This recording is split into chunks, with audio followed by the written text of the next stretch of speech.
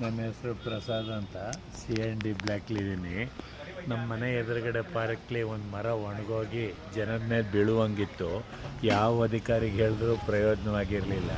ಸರಿ, ಕಡೆಗೆ ಕುಮಾರ್ ಒಬ್ಬರು ನೆನಪಿಗೆ ಬಂದು ಕುಮಾರಿಗೆ ಫೋನ್ ಮಾಡಿ ಹೇಳ್ತು.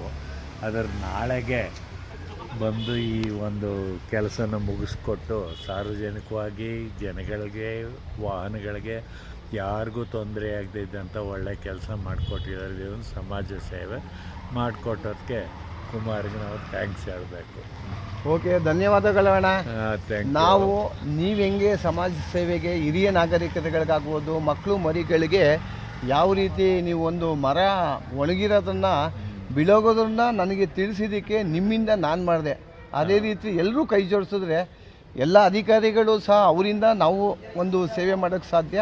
ಹಾಗಾಗಿ ಅವ್ರಿಗಾಗಲಿ ನಿಮಗಾಗಲಿ ನಿಮ್ಮಿಂದ ಮರ ಬೀಳಿ ಯಾರಿಗೋ ಒಂದು ಅನಾಹುತ ಆಗೋದನ್ನು ತಪ್ಪಿಸೋದಕ್ಕಾಗಲಿ ಎಲ್ಲದಕ್ಕೂ ನಿಮ್ಮಂಥ ಸಾರ್ವಜನಿಕರು ಹಿರಿಯ ನಾಗರಿಕರಿಗಿಂದ ಸಾಧ್ಯ ಅಂತ ಹೇಳ್ತಾ, ಅಣ್ಣ ತಮ್ಮ ಹೆಸರು ಪ್ರಸಾದ್ ಅಂತ. ಓಕೆ ಅಣ್ಣ, ಧನ್ಯವಾದಗಳು. Thank you. ಓಕೆ ಅಣ್ಣ, ತಾವು ಇರೋದಣ್ಣ ಇಲ್ಲ, ಎದುರುಗಡೆ ಮನೆ. ಓಕೆ, ಥ್ಯಾಂಕ್ ಯು ಅಣ್ಣ, ನಮಸ್ಕಾರಗಳು.